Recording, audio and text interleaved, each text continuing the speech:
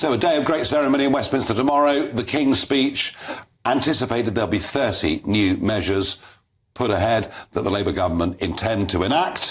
Whether they do all of them remains to be seen. But, you know, it'll be housing, it'll be votes for 16s, it'll be all sorts of things like that. But as I said before the break, there's a sort of mood of backslapping and self-congratulation in Westminster. And yet, despite the fact we have significant numbers of postal votes, making it easier for people to vote, a turnout of 59.9%, back to recent historic lows.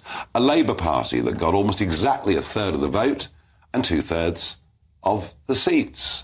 A Reform Party that gets 14% of the vote and less than 1% of the seats. And a Green Party, again, grossly underrepresented. I wonder, is the low turnout a result that people knew what the result was already? Or is the low turnout a result of our voting system making people feel that, frankly, their vote doesn't make any difference? And what about the rise of sectarian voting along religious lines? An awful lot to unpack here. Matthew, this is not 97. This is not Tony Blair in Downing Street with huge cheering crowds of the public. I'm not sure Mr Starmer, or Sir Keir rather, actually met a single voter during the campaign. Literally didn't meet a single vote, and there are maybe security issues around that. But is it right that you can get a third of the vote, 500,000 votes fewer than Jeremy Corbyn got last time round, and 211 more seats? Whether it's right, I don't know. It's the system we've currently got. It was something I was worried about. For me, when I was on the doorstep, up and down the country, there was a huge amount of apathy for both main parties. Yeah, that's right. I picked up on support for yourself. And whether I agree or disagree with people, they saw reform as something that was real change, as opposed to what Labour were going to offer. For me, you know, Labour seemed to be offering more managed decline and just were not the Conservatives. I think the party needs to be very careful at seeing such a large majority as votes and not seats. There are many areas where, you know, reform came second, and I think reform will be the main challenges. I would say on the system, though, I was fortunate enough to visit Israel and Palestine last year.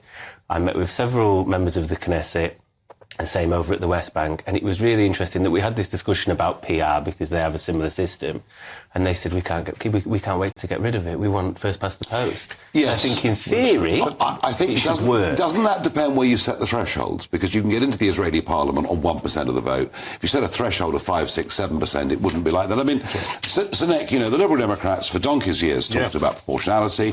When the opportunity came, Nick Clegg blew it completely. We had a referendum on a preferential system that you couldn't explain in a sentence, and the whole thing was a disaster. Your number of seats, 72... finally in line with our vote. It's actually par, isn't it? It's actually par.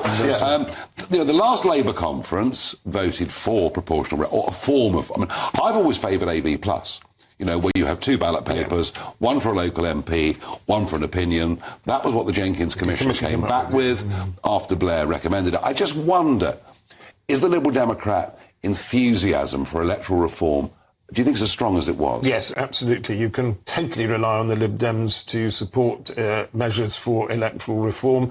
Welcome to the club is all I can say. No, I've been there for 20 years. No, I didn't mean that. I know you have. But the club of piling up a decent vote and not getting much return for it. What I think still not much, really. You know. We need the Conservatives to join the crusade, actually. No, the Conservatives will never change. You know, even though in the end it might be to their advantage. But Kwasi, I want to raise a different issue with you. Yeah. We have never seen, certainly in England in my lifetime, sectarian voting. We're now seeing it, aren't we? So look, I think on that, there were parts of the UK, traditionally like Glasgow and Liverpool, where there was some sectarian on Catholic and Protestant lines. What we're seeing now is, I think, much more militant. And also, it congregates around issues. So clearly Gaza is a huge deal. And there were voters who voted for the independents whose sole motivation to vote for those parties was on the Gaza issue. Yeah, but hang on a second. Isn't just the issue This is a religious vote. Yeah, it's a Muslim vote. Let's call it what it is. Okay, but it's centred around an issue. I mean, we did have sectarian. I mean, I was just making a technical point. We had sectarian voting, which was around religion broadly, whereas this is about specific political issues, geopolitical issues, which relate to Islam or religion. So that's the point I'm making. It's like there is a religious element, but it's filtered through very active and pretty aggressive political stances. I mean, Wes Streeting just crept back in his constituency. And by the way, you know, 3/4 of the Muslim population in Britain don't pose us any difficulty or problems at all. But there's a growing number of young men, particularly, that do. It's the 18 to 24-year-olds that worry me, with the growth of extremist views. This is going to be a nightmare for the Labour Party in 2029. I think there's a lot of recovery that's got to happen. I think lots of Muslims used to vote Labour. They don't see that anymore. I don't know if that was before Gaza, actually, I would say. I think that's probably heightened tensions. I have been concerned to see, like you, when we have done events, you know, at mosques or other similar places, the elders get it.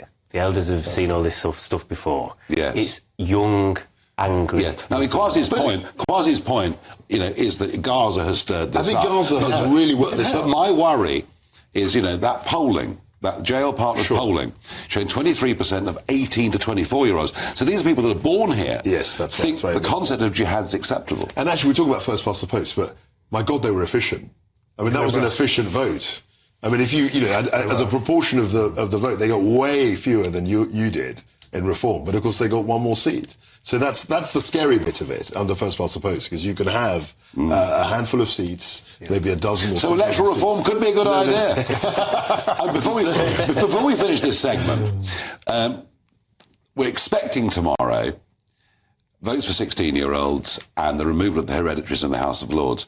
Don't we need something more radical, Nick, when it comes to the House of Lords? Yes, we need a directly elected Senate of about 250 members, and the best thing to do would be to introduce a bill doing exactly that, not try and turn the ancient and venerable House of Lords into I mean, that. it's an abomination, the House of Lords. It's slightly stuff crazy. full of Blair's mates and Cameron's it's slightly mates. crazy, but I think Labour... Slightly crazy. No, but the problem, it's an abomination. But the issue that they have is that now they've actually got into power, they realise it's a big source of patronage. So the idea that the Prime Minister... So Starmer's gone soft because he can now... appoint who he wants. dangle That's baubles right. in front of people, including party donors. I thought at the time, why are you getting rid of your largest donor base? I did. I thought it was very strange to be putting caps on things and stuff like that. Have to put ex-advisors in. Yes, quite.